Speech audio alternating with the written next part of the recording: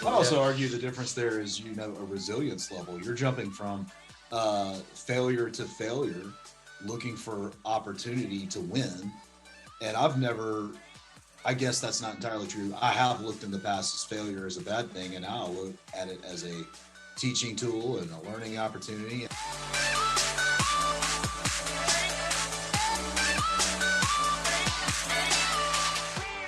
Hey everyone, welcome back to the Aging Entrepreneur, and we have a great guest on today, Ron Shu with SIP Oasis. He owns a IT company out of the Birmingham, Alabama area. He's been in it for quite a few years. Full disclosure, he is a client of ours. But I've known also Ron, I guess, 2.5 years, I guess, Ron? Yeah, 2.5, 3 at least. Yeah. So it's goes really fast, actually. But so we're bringing him on today. He has a great story with his company, and his company is shifting a little bit too. So we're going to talk about that, where the traditional fixed repair IT service world is now moving about quite a bit. Cybersecurity is something we'll bring up in just a minute. But anyways, just say hello, Ron. Hey, thanks for having me. I've been looking forward to this for a long time. But yeah, appreciate absolutely. it. Well, Ron, we're excited to have you today. And I always like to kick off a great interview, which I get a feeling, Michael, this is going to be a fun one. Y'all strap in. This should be entertaining. I like to kick off with my favorite question when I'm talking to our audience. It's a group of entrepreneurs or people who want to be entrepreneurs, and most of them are overcoming some kind of fear. So I like to ask, what is the biggest fear that you had to overcome to kick off your first business? Well, failure obviously is the biggest one. And it's interesting. I don't know when we would characterize my first business, because my dad kicked me out of bed when I was 13 and said, guess what, you're a paper boy, get up and go out there. And so I was throwing newspapers at 5:30 in the morning. So that was my first entrepreneurial gig, I suppose. But there comes a point where you have to make a decision and you have to jump. Fortunately, when I started SIP Oasis, I was already in a sales role working for a large Fortune 1000 company. So I had stable income and that sort of thing, and was able to kind of have my one foot in each boat, as it were, which was probably, was a risky thing, because for sure, if my boss or anybody at my company had caught wind of it, it'd be knock, knock, who's there? You're fired. So that could be scary. Absolutely. Yeah. And it came very close a couple of times, which were. Is that one of those where you're hitting like Control-Alt-Delete in the middle of somebody knocking on your door? No, it's like where I'm having a phone call as representing SIP Oasis, and then all of a sudden one of my competitors is on the call. And they're like, hi, this is Ron Shu with SIP Oasis. And he's like, Ron Shu? Like, oh, do you know him? He's like, yeah, I know him. And I'm like, oh, I'm screwed. And then as it turns out, he had used to work for my old boss. So I'm like, this isn't going to take long and this is not good. And then my phone rang while we're on this call. I'm like, wow, that took even less time than I thought it was going to. I checked the voicemail and it's my boss saying, hey man, we need to see you in the office here as soon as you can. So just come on in the office when you can. I'm like, all right, dead man walking, here we go.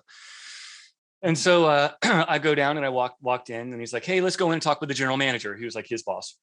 Right. I was like, okay. So I sit down and he goes, oh yeah, hey Ron, hey man, go get a box to pack up your stuff and get out of here. And I'm like, wow. What? And he's like, no, I'm just messing with you. He's like, so we've got this muck is coming into town in 3 weeks and we want you to go and take him to visit some of your best clients and blah, blah, blah, blah. And it had nothing to do with that. And I'm like, okay, give me a minute. I'm going to go, I got to run to the restroom real quick. Yeah, exactly. Oh, so it was a miracle. So there was lots of stress and fear at that moment. But then, once we had our first deal, had our first check in hand, it's all excitement but you still have to look and go, okay, that's going to run out here and I can live off of this for a little while. Yeah. And then you got to go. We're going to have to make another one of those sales. And another. Yeah, exactly. That's right. Oh, you mean you have to do this more than once? Mm-hmm. Yep. Lather, rinse, and repeat. That's right. It's funny that you mentioned that fear of kind of getting caught in the middle of doing things, because one of the things that we recommend all the time to our listeners is, you need to go out and test test the grounds, the proving grounds, get out there early in the morning before you're supposed to be at work, and then on nights and weekends, and start proving. Like, try your best not to get into an integrity issue situation. So Ron, correct me if I'm wrong. I've known you for a while as well. You don't strike me as somebody who intentionally got yourself into a position where you were competing at an integrity level. I wasn't competing. Yeah, I wasn't competing with my employer, other than with my attention. That, right? The perception would have been that I was working another job, because the services that I was selling at the time were monthly based services, so internet services, long distance, phone service, that kind of stuff. Right. And this deal that we first got was more like a project installation of a big phone system for an apartment complex. So there wasn't really any direct conflict of interest. I would imagine, I still would have been fired if they had known I was doing it. But it wasn't anything. There wasn't a matter of integrity, I don't think, because the things that we were selling were not things that my current employer offered at all. So I'm curious, so how old were you when this started? Like, when you made that big deal and stuff? Oh gosh, would have been probably late 30s. Late 30s. So you had already been in the corporate world for a while before this transition. I had, and had recovered from a couple of entrepreneurial ventures that didn't go so well. So that was I'd been around for a while in the industry. I got started with it in '94 in cellular.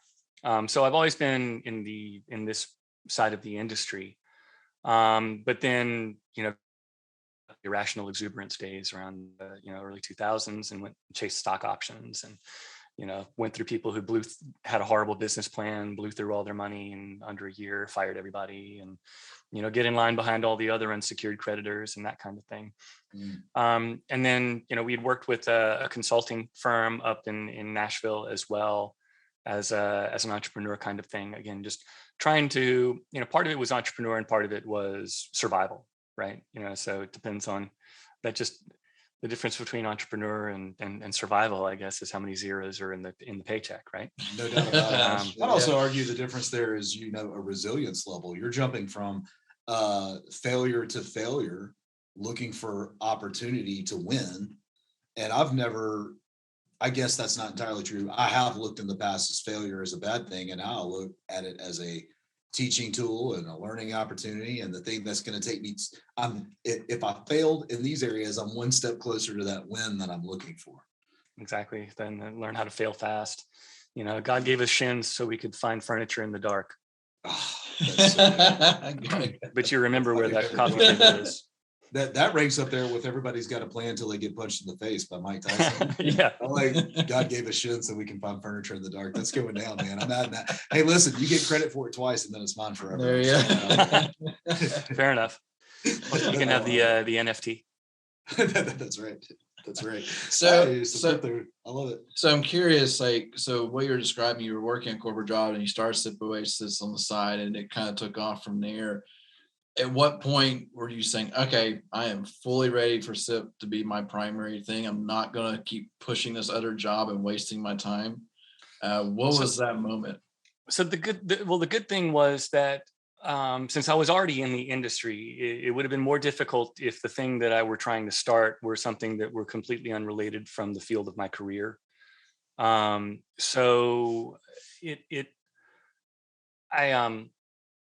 When it came time to make that plunge, we already had our marketing plan. We already knew what we wanted to be and what we wanted to do. And a lot of that was because of timings around voice over IP.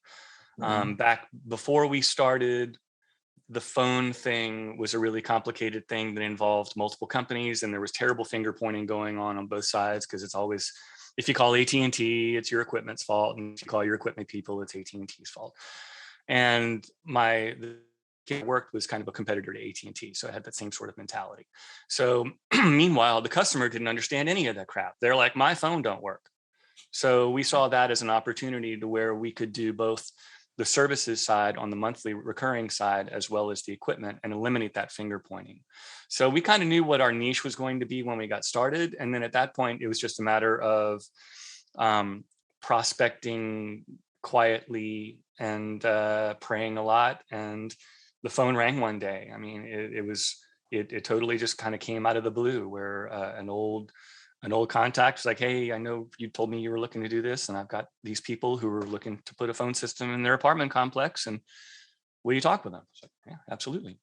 And before we knew it, we had a check, and actually, it was funny. They were like, okay, cool, we're going to do business with you. In order to get you set up in our system, we just need to get a copy of your tax certificate, your certificate of insurance, yeah, all that stuff. And meanwhile, I didn't have any of that. So we didn't exist yet. I didn't have any reason to exist. There was no revenues. I'm like, oh, you know what? I'm out in the field right now. That stuff, all that boilerplate's back in the office. Let me get it back to you. I'll get it to you in the morning. Meanwhile, then drive panicked from insurance to bank to city hall to wherever to get everything, and pray that they don't look at the dates on any of these forms that I'm submitting them. And they didn't. I just needed There's a lot of divine providence. Just hook me up. Now, here's the thing, that's where you are from launch. And then now you're breaking through in a very, I don't want to say boring because it's not boring, but it would come across boring if you were trying to explain it to somebody, right? And you're taking it can be esoteric. Yeah, there you go. That's a good word. That's a nice, expensive word. But your approach, I mean, you've written IT songs. You have this whole persona around IT and cybersecurity that is radically different. I almost put it up next to how Dave Ramsey has made finances at least exciting when he talks about it, right? And people are drawn in because it's a necessary thing. I want to talk about your approach to IT. Well, that's rarefied air there with Dave Ramsey. But yeah, our approach, it all started with our burning desire to eliminate that finger pointing, because there's a fundamental disconnect in the technology world. Joe, normal person, doesn't understand technology, and most technology people don't understand Joe, normal person. And or to put it another way, most technology companies don't understand business. Most businesses don't understand technology. So you're never speaking the same language, and that what leads to a lot of misunderstandings, wasted money, and now in today's world, that leads to vulnerabilities. So part of from the finger pointing, we kind of edged into from going phone into network management, because the phone is only as good as the network it runs on, right? So then it made sense to extend into the computers and the server infrastructure. We were already Microsoft certified, everything. And so we could do that. And now over the last couple of years, we've had to pivot again, which is what I think you're commenting on, particularly around, because cybersecurity, the hacking stuff has gotten so bad now. And the bad guys have gotten so smart and so sophisticated. And the things that we're having to do now are 10, 15, 20 times more involved than anything we ever had to do before. So yeah, it's a very dynamic marketplace now, which is a challenge. Fortunately, the news is helping. People have, the biggest thing we always fought was it's not going to happen to me. I don't have anything. But as these colonial pipelines start happening, and everybody knows somebody who's gotten hit by ransomware in some form or fashion, and it's not fun. And so people are becoming more and more accepting of the fact that it really exists. So what I'm trying to do, again, is there's so much doom surfing going on right now between COVID and politics, and the world's on fire and everything sucks. My approach has been that, people don't need to be scared about something else. Yes, cybersecurity is a very serious thing. It is the single most likely thing to put you out of business, to put me out of business. That's much more likely than the building burning down or something like that. That's the most real threat that any of us face today. And yet people don't want to hear that. I mean, they kind of know it intrinsically already, but I've built what I call the three-legged stool of suck. And and the three legs of that stool are, it's anything that is expensive, I have to have, and I do not understand. That sucks. And that's my world right there, is I'm trying to sell people things that they don't understand. They absolutely, without question, have to have them, and they're expensive. I'd love to give it away for free, but I can't. Right. So through that regard, I'm trying to use plain speech, plain talk, inject a little bit of humor into it, because yeah, it's not funny, but if you can't, laugh at the, other than that, Mrs. Lincoln, how was the play? You got to have some sort of a sense of humor these days. Otherwise, we're all just going to rent a gun and buy a bullet. So that's kind of what I'm trying to do, is make it more approachable and get to where maybe even people are seeking out, our content, and inadvertently will learn something. Oh, that's good. I like it. Yeah. So I'm curious, we had talked right before the podcast about you're making a shift with like actual dealing with entrepreneurs a little bit as well, because I will say, like, traditionally speaking, most people have that mindset. I don't need an IT company, cybersecurity, any of that stuff, because I'm too small, or I'm brand new. I don't want to deal with that. I just log into Google. I don't need anything else. Or it's just me. I don't have a team of people in an office together, or I don't have remote workers. It's just one person or something like that. But you were talking about, like, there's been some shift there. So tell us more a little bit about that. Well, I think the Colonial Pipeline attack itself kind of exemplified a lot of this, because everybody to a certain extent suffers from a little bit of bias, towards what they already believe. There's a fancier word for that, but it's escaping me at the moment. But so everybody looks at, oh, sure, Colonial Pipelines, they're a $2.8 billion a year company. Of course, they're a target. Meanwhile, I'm just a $1 million, $2 million a year company. I don't have anything. I'm not worth their time. Well, the reality is that Colonial Pipeline was not targeted. They just got caught up in a wide net that could have very easily been you or us or any of our clients.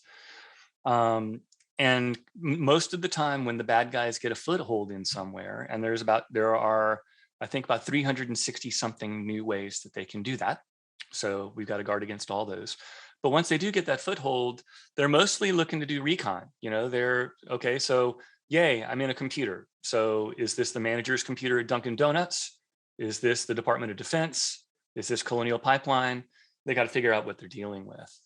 So now here's the critical thing, is what they're doing differently now that they didn't used to do, is now they're not really springing their trap until they've spread it to every device that's on the network. And that's what really crippled Colonial Pipeline.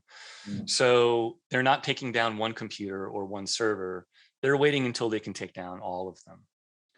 So the impact of that is purely operational. So I'm sure Colonial Pipeline, I know Colonial Pipeline had very good backups, and people usually assume when they hear that they paid the ransom, they're like, oh, well, they got caught with their pants down, didn't have a good backup.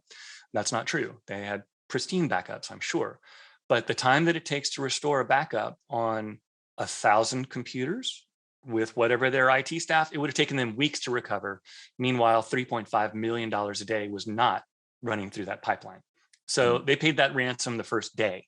And as you'll recall, they were still down for 5 days. It took them 5 days just to apply that decryption key that they bought with the ransom to get to the point where they could go back into business. So all that is to say, now I encourage everybody, entrepreneurs, and it doesn't matter what your size is, the thing that they are really ransoming is the productivity of your entire company. So the exercise that we encourage our clients to do is, what is your annual revenue? How many days a year do you work? That's your daily revenue. A typical ransomware attack has an impact of 10 to 15 days. So what does 15 days without revenue look like to your business? What is that number? A really good indicator. Yeah. That's some good math. Because my question to you, Ron, was going to be, is it always just about money? Like, why is cybersecurity important? We know that it's important, but the average business owner and even the average person doesn't really understand why we're being attacked outside of a dollar bill. Is there other reasons that we should be concerned? I would say for the people that are probably listening to this, it's probably the now when you start looking at, now there are obviously nation states that are doing really nasty things. Right. Like, Russia attacked the SolarWinds company, which is, I don't know if y'all know about that, but SolarWinds was a company that makes network management software that's used by all of the big companies in basically in the world. So Facebook, Microsoft, Department of Defense, or whatever. So Russia said, hey, all of the people that we would really like to breach are using SolarWinds. So if we can get into SolarWinds somehow, and we can introduce our bad code into SolarWinds software, then we instantly have a foothold in every customer that SolarWinds has. And that's pretty much every government in the world, every major Fortune 1000 company in the world, and they pulled it off. So SolarWinds uploaded their patch to all of the devices that they were managing for all their customers, and poof, now Russia is in all of those. And then That's terrifying. It is. It really is. And one of the ones that they got in that they know for sure was Microsoft, and they know for sure that they were able to steal Microsoft source code, Microsoft intellectual property. So what really scares me is, they got the SolarWinds thing through an update cycle on SolarWinds. Anybody ever run Windows Update? Mac user.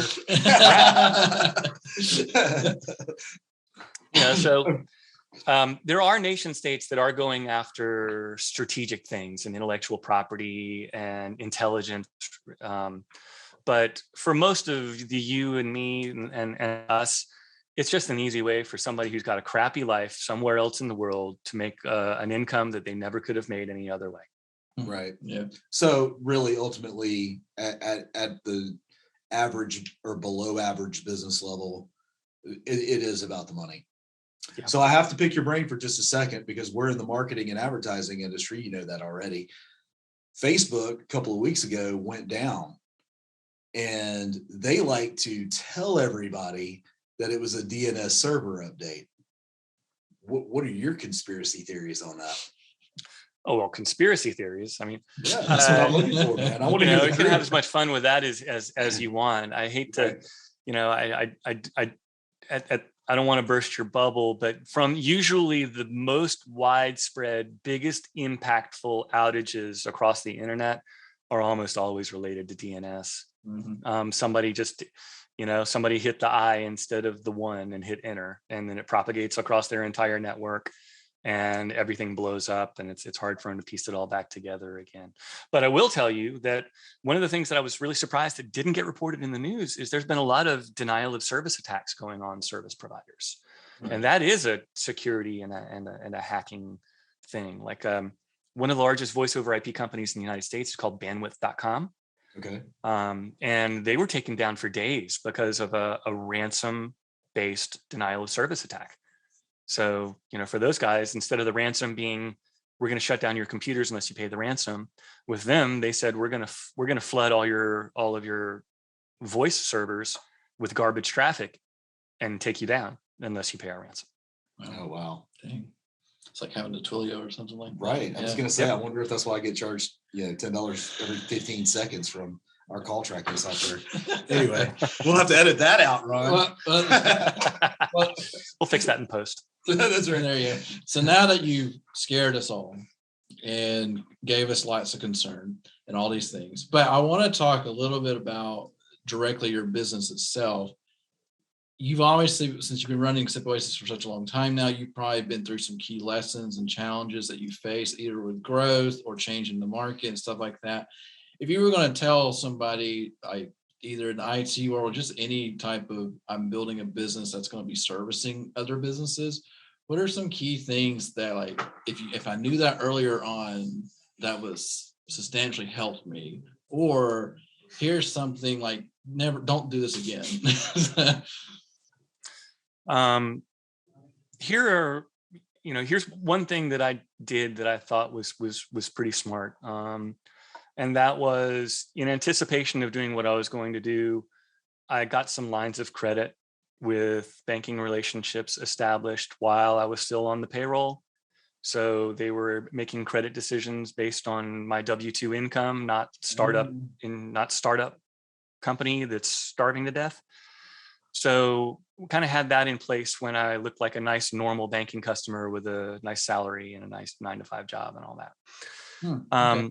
The other thing is one that I wish that I had done sooner, and y'all are going to love this one. It sounds like I'm preaching to the choir, but that was the importance of marketing.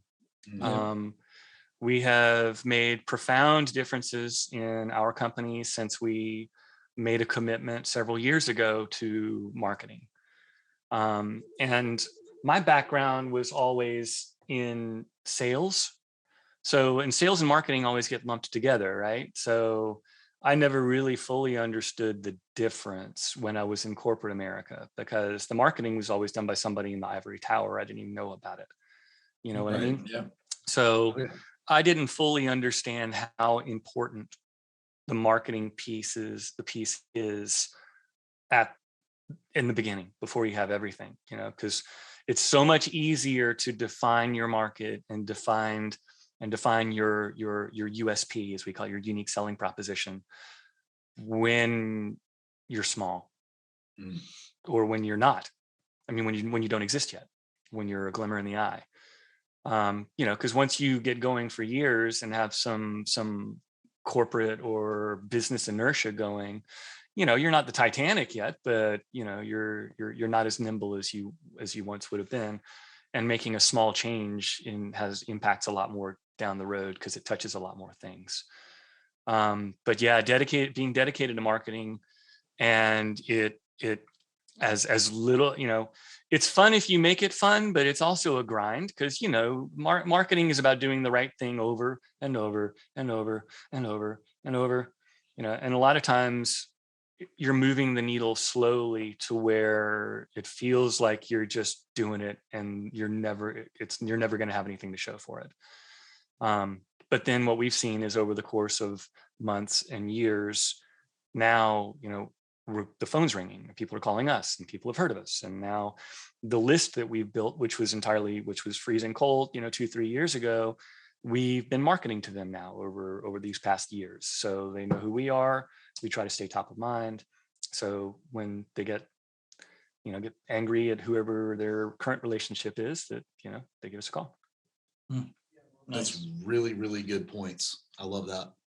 So we have a startup listener, somebody who is going to be dealing with bank accounts, somebody who's going to be opening themselves up to cyber flaws, cybersecurity.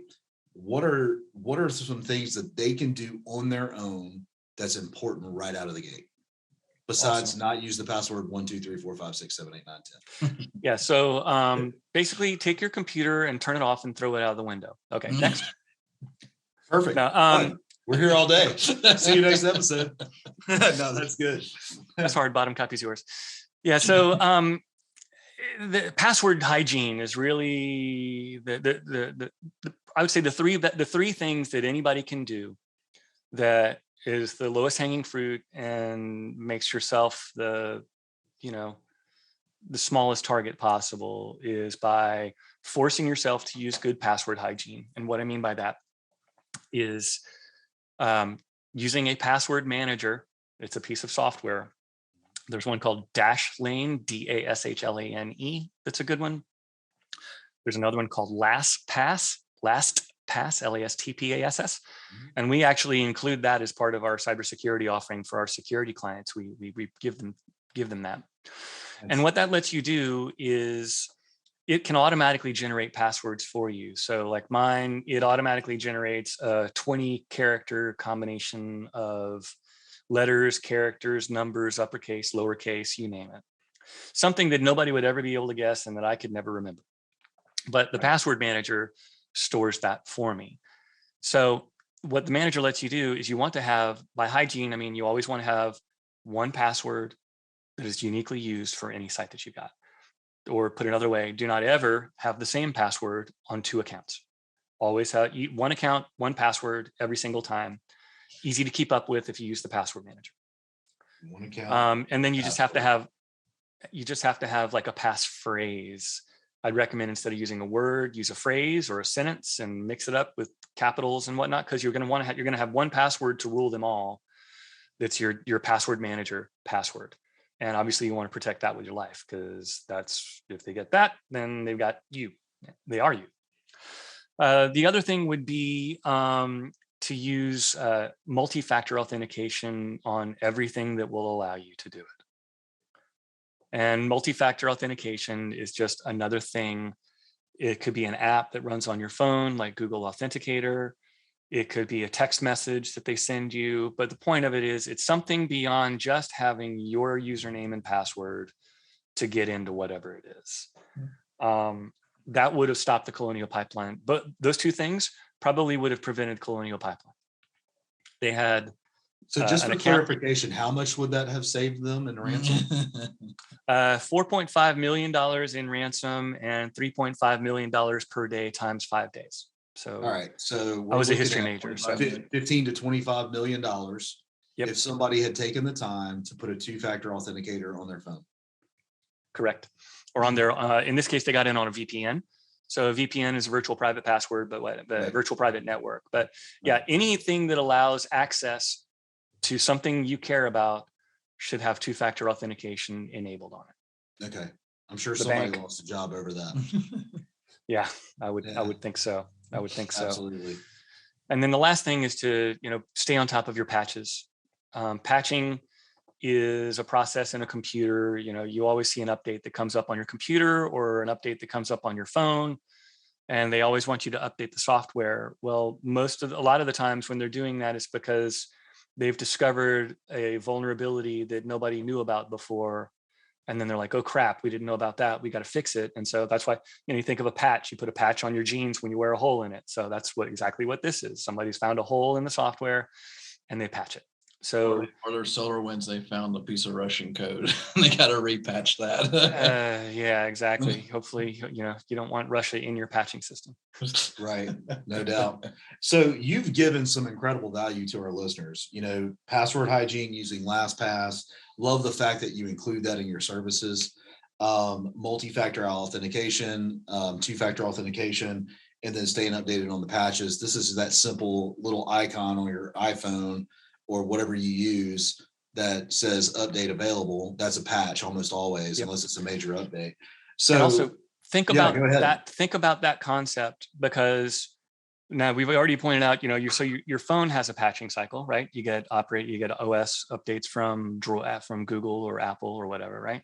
But then if you go and you look at your phone in the App Store. I'm an Apple user, so I looked at in the App Store this morning, and I think I'd updated all my apps like a couple of days ago, and I had 67 apps that needed to be updated on my phone.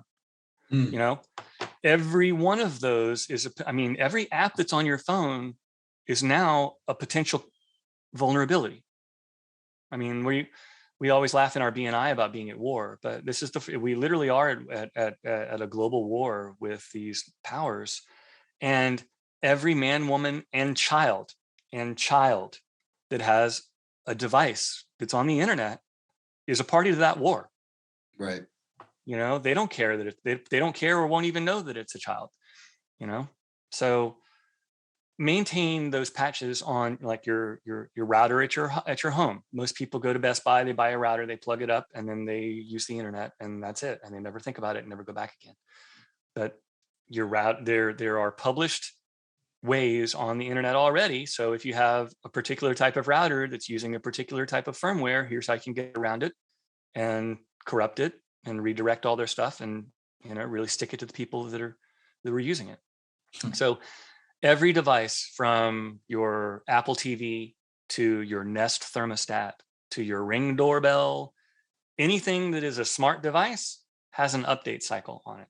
And you need to think about that, because that baby monitor that's looking at your kid while he's asleep, that could be being used by somebody for bad reasons. Yeah. Next thing you know, we're going to have a dark web episode where we bring Ron in to tell us like where to go look for baby pictures of children who've been hacked. I don't know about that, but Tales. October is National Cybersecurity Awareness Month, so there you go. I love it. Tales from the Encrypt. Oh man, I miss Tales from the Crypt. That's a great series you could do on your own podcast, man. You have to. You have That to. might be trademarked. We have a vendor of ours that was rolling around with T-shirts that said "Tales of the Encrypt," ENCRYPT. So Oh, maybe they'll well, let me use it for good cause. I mean, just tell them, do what I do, give them credit twice, and then it's yours forever. I don't know that actually hold up in court, but it's a detail. It's only for 1 You month. That's right. It's only for 1 month out of the year. Yeah, Works every time but once. That's a good point. Oh man. Awesome.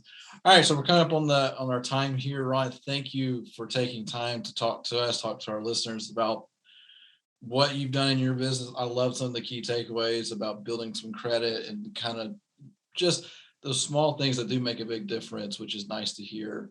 The last thing I forgot to mention during all of that is to surround yourself with good, like-minded people. And by like-minded, I don't mean echo chamber kind of rah-rah thing, Right. but I know you. I got to know you from BNI, which is a great organization, especially if you're in a startup mode, because everybody in that room with you wants to give you business, and everybody in that room is required in some form or fashion to give you business eventually. Or it's a referral organization, so it's a great way to grow your business and meet other business people to be around you that you can learn from too. And then the next one was EO is a similar organization, entrepreneurs organization. I got to plug that because it's been transformative for us, because as y'all know, being an entrepreneur it can be a lonely gig a lot of times. Mm-hmm. My wife works with me in the business, so that doesn't apply to me. But a lot of times your wife is like, okay, will you please shut up? Stop talking about it. And your friends are like, dude, football's on. It's 9:00. Why are you talking about work? We stopped working 4 hours ago. And you can't complain to your employees because they'll quit. You're worried about making payroll. Who do you talk to about that? You can't talk to anybody, your employees, about that because they'll quit. So having like a group like an EO was the particular one that really did it for me, is to have that room of people who are all dealing with the same things. We meet regularly and help each other out with our own business problems. And guess what? Most of the time, the business problems that we're facing are the same business problems that we've all been facing. They're surrounding with people, or, it's oftentimes not novel, the things that come up, but also just the different perspectives that you get. It's been transformative for us. I wish that I had done it 10 years earlier than I did. Nice. Yeah, I feel like it's a common theme whenever we ask somebody some key things that they learn, and it's always surrounding yourself with other people to help basically make you better. In the multitude of counsel, there is wisdom. Yeah, we hear that a lot, and I think it's just 100% true, because you can't win in an empty room. Like, you have to have other people around you. But well, awesome. I enjoyed this, Ron. So tell our listeners, how do they reach you or SIP Oasis? How do they get in contact with you? Yeah, they can go to www.sipoasis.com.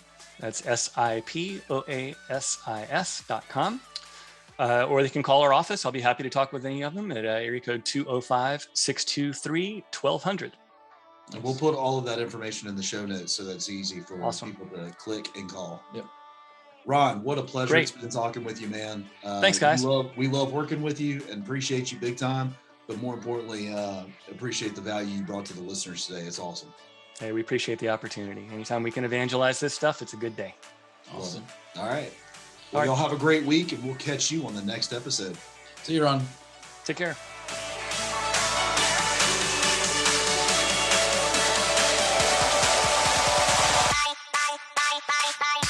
If this podcast inspired you to take action as an entrepreneur, we want to hear about it. Send us an email, agingentrepreneur@gmail.com. And if you like this episode, please consider leaving us a review or 5 stars on whatever platform you're listening to. Until then, find your dream and keep chasing it.